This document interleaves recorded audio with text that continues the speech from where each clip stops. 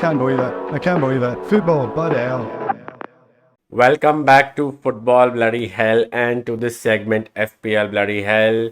Quickly going to take you through this episode where we'll cover possibly a chip strategy. I'm not really 100% sure of a strategy which is like working for me yet, but we'll try to help you out with the same.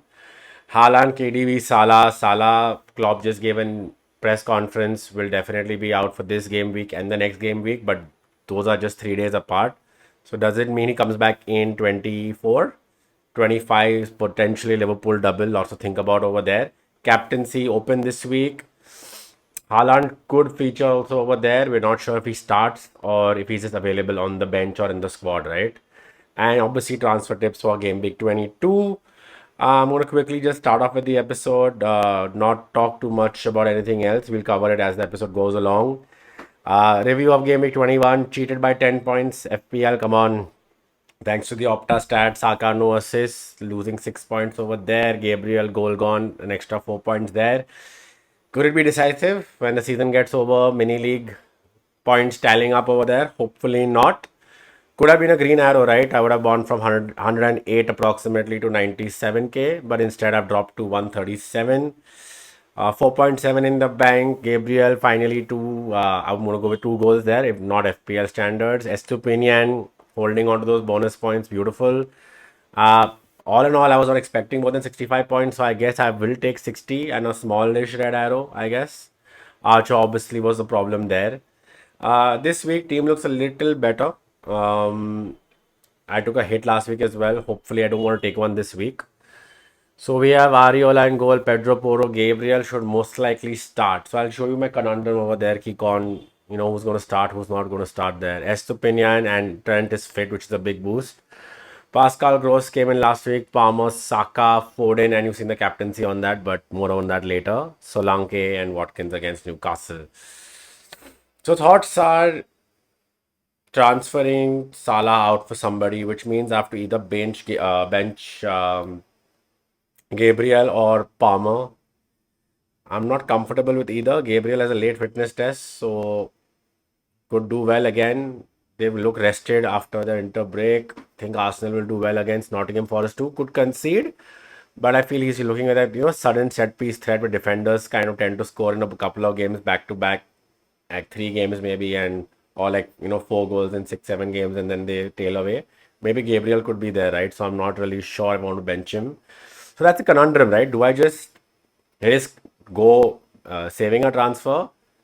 So no Jota, no Gordon, again, no Richarlison, again, no Darwin, no Alvarez. And potentially, if Gabriel doesn't start, I'll have Archer maybe coming on or Taylor coming on for a 1-pointer. So that's the risk I'll have to take over there. Looked straightforward a couple of days back, but right now I'm not just sure that saving the transfer for next week once we know that Haaland is playing some more minutes and if Salah is back for 24 and double F 25 will have been a little bit better, but let's see. So these are my thoughts right now. So I'm going to take you to the live transfer page and see how we can go about that right now and what we can make up in terms of -4 save and just a free hit. Sorry, just a free transfer. So yeah, 4.7 in the bank over here. Obviously, one free transfer could just be Jota. For the ones who have not tuned in too much, 25 doubles and 26 blank have been announced, right? So Liverpool do not play in 26, neither do Chelsea, Spurs. So that's something to watch out for over there.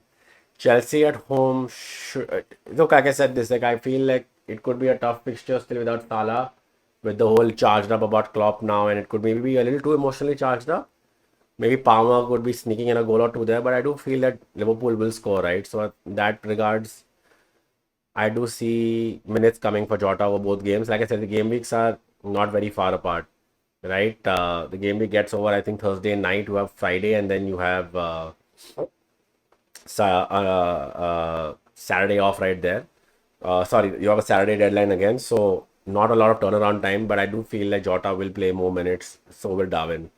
So Jota is a decent option for me, 7.9. let's say I get in Jota, I have 9.6, which means next week one free transfer, now one free transfer. Haaland, even if he goes up in price before this weekend, and I believe that he's going to keep starting now, I'll have point 0.1 left, or I'll have enough in the bank left to get in Haaland next week.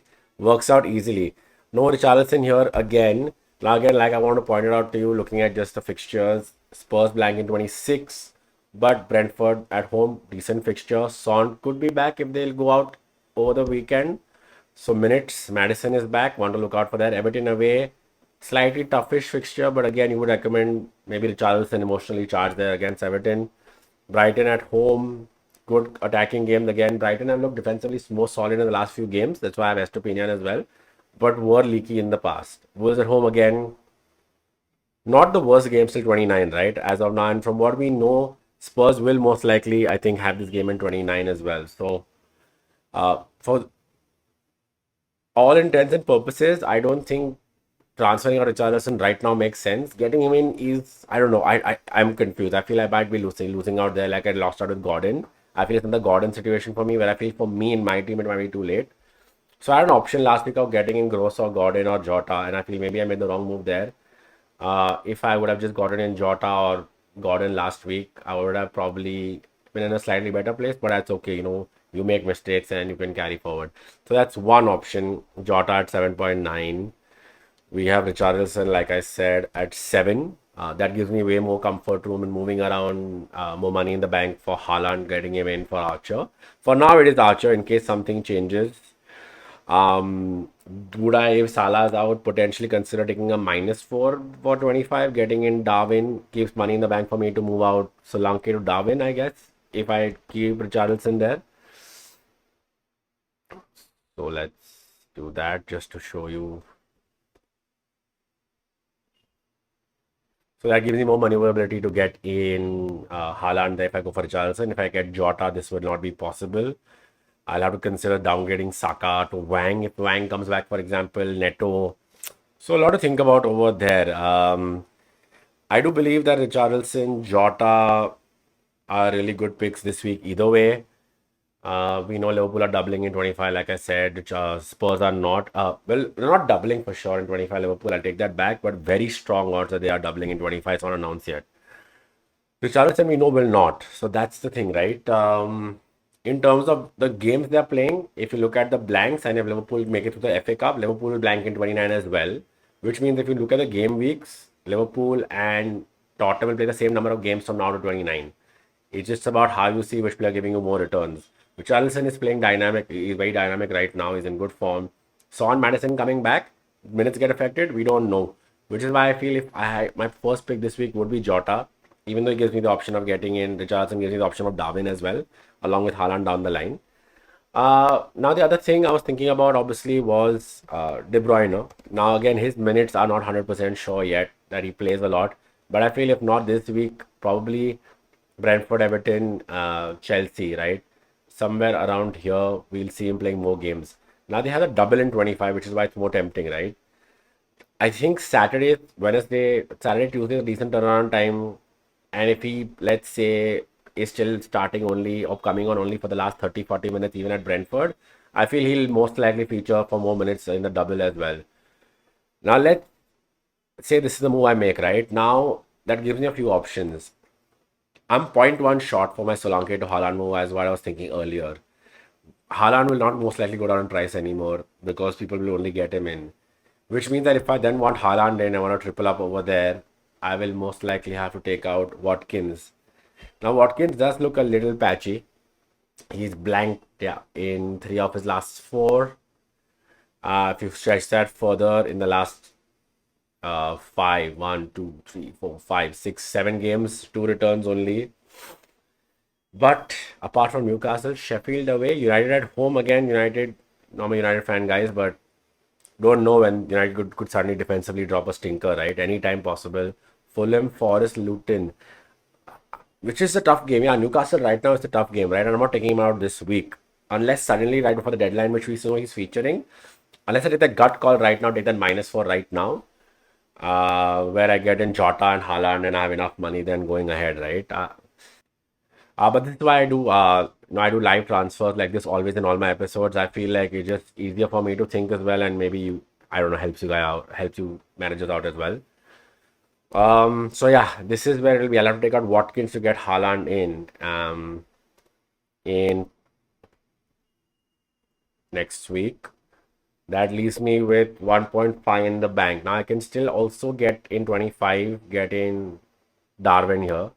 Not the problem, but I'll be stuck with Archer, and I think I don't want to be stuck with Archer. So these are the moves that I'm left with. Now, like I said, I'm missing Richarlison, Gordon, the ones who are giving points, Darwin till I get these moves, right? So these are the things I have to worry about over there. But all in all, that Trent is fit and I have in my team gives me some solace over there. So these are the transfers I'm looking at right now. If anything changes, obviously I'll let you know. But these are potentially how you could make your team work till City doubling in 25. Liverpool mostly doubling in 25. Liverpool and Spurs, Chelsea not playing in game week 26, like you said. So potentially, if I do get in Darwin and Jota, I'll have Darwin, Jota, Palmer, Pedro Porro. So I will have to take one of them out just on a free transfer in 25. Or I wonder how most likely could be Darwin back out. Do I get Darwin just in for 1 week, 24, 20? It's a lot to think about there, but keep this in mind while you're making your transfer this week that outline something, a rough outline would help you make your transfers. Uh, Players who could, if you take out Pedro Porro, players who could enable cheap defenders. Dottie's name has been thrown around a lot. Uh, while they do also have a double, he's at 4.5 now, right? They have they could potentially also have a double coming up, I think, but that's not been announced, right? Like I said, like Liverpool's. Not the easiest game. Newcastle, Man United, they're two tough games. But I think from now to then, if you need to like start making room, Pedro Porro down to a Dotti could make sense. 4.5, 1 million will be cashed in the bank. So things to think about over here. Someone asked about Trippier injury. Trippier is apparently fit, guys, so don't have to worry much about that. He should be apparently okay to play. If not this game week, the next game week. So maybe for 1 week, I don't think the in and out makes sense. You could rather get more information and then take him out next week in case you want to squeeze Haaland into your team and you don't have money for it. So captaincy discussion. Like I saw on the previous screen, my captaincy was on Saka. I feel it was very unlucky against Crystal Palace. He could have had two assists, in my opinion, over there. One was unnecessarily chalked out. The other one, like I said, could be iffy if it was finished better. But there's a great chance if you have Foden in your team, he's a good shout. If you have De Bruyne in your team, it depends on minutes. I feel if you have Foden, Alvarez, De Bruyne, triple up, I think it's Foden first, Alvarez second. Um, you also potentially have the option of uh, looking at Saka, like I said over there, where I'm wondering. I just feel Burnley at home, and if you look at the record City have had, they smashed five in past them, they've smashed four past them, and if they're doing very well and they decide to get KDB in the 60th minute, hopefully it won't be on Foden's accord or Alvarez's accord for everyone who has them. I used to feel that Ford and Alvarez more likely to be more explosive in this game, which is why I feel like City is number one for me. You could punt going for KDB captain as well if you think he's going to get those minutes, maybe 60 in the first 60 minutes, 65 minutes, or the last 30. We could see returns over there. So yeah, City number one. Again, number two, Saka, not the worst option for me. In my team, that is, it would be Saka for me. But if you have Saka, Richarlison, Foden, Alvarez, for example, all in your team, I think it's a tough call between Foden and Richarlison, but I would still say it's Foden, Richarlison, Alvarez, and then Saka. My thing only with Saka is that it's an away game, but he has looked threatening. And if you want to break the mold, I feel Saka will be a differentially captain of sort. People will most likely go for Foden, Alvarez, and Richarlison this week. Foden, Richarlison mainly. So I think Saka will be differential over there. So yeah, I think I'm going to switch from Saka to Foden before the deadline. I will, if I get in Richarlison instead of Salah for that one free transfer, then I think I probably toss a coin. I think it'll be very close for me over there. While I do feel Brentford are getting into some form, I still think Richarlison, while he's in the team, will do well over there. So those are my thoughts about this. And chip strategy, right? Like we know, for the ones who have not followed before, 25 is a blank because of the League Cup final, the Carabao Cup final. So we know right now that like I was showing you all earlier. Luton, Liverpool, Chelsea, and Spurs are not playing in 26. 25 is most likely a double. Um, for City, City Brentford is confirmed, although Brentford don't have the best fixtures, which is why I've not spoken about Tony too much here. And I want to punt on Tony, but probably not this week, right? And we have almost unconfirmed, but could be very possible that Liverpool are doubling in 26. Now, we also have game week 29, where the next FA Cup round goes on, where we know who clears the fifth round, where you could potentially have, out of the 20 teams, just 10 of them playing. So, 5 fixtures wiped out. So, the way I am looking at it right now is I feel I'm going to wild card around 31. I'm most likely trying to save my free hit where after 26, after the blank is done, I'm going to try to take a few hits and keep my team in shape where 8 or 9 players are starting in 29. Save that free hit chip for after 31, 32. So I ideally would like to maybe wildcard in 31, bench boost 34, free hit after that around 37 maybe. That's where I'm thinking. Triple captain need a lot more information, right? 25 would have been ideal because Liverpool technically will double most likely, and it is City. You heard of this from everyone before. But who's going to be the one who gets a triple captain? I would very happily do it instead of Haaland to KDB because he'll be fitter by then before Haaland. Because KDB is just so explosive, free kicks, uh, so creatively involved, makes the City side tick, right? I think a KDB triple captain shout in 25 also would be great if I know he's playing that long.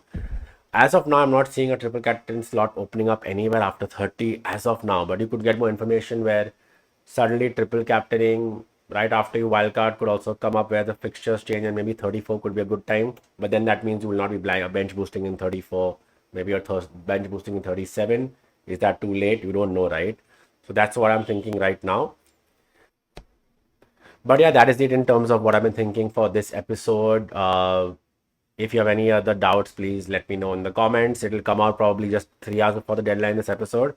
I want to get as much press information as possible crammed up for y'all to make y'all a little more aware of how you can plan your moves from Klopp, from Pep Guardiola. And like I said, I'm going to try to gear up slowly close to the deadline and do live deadline streams. That's my main aim as an FPL segment. Hopefully, I get there soon. Best of luck for this game week. Hope it works out well for you. Don't panic if you've not had a decent season so far. You still have just enough room. Yeah, it's getting a little tight, but you have enough room to have a great end of season. Keep the faith. Best of luck, and I'll see you in the next episode, which is just a couple of days away from the weekend.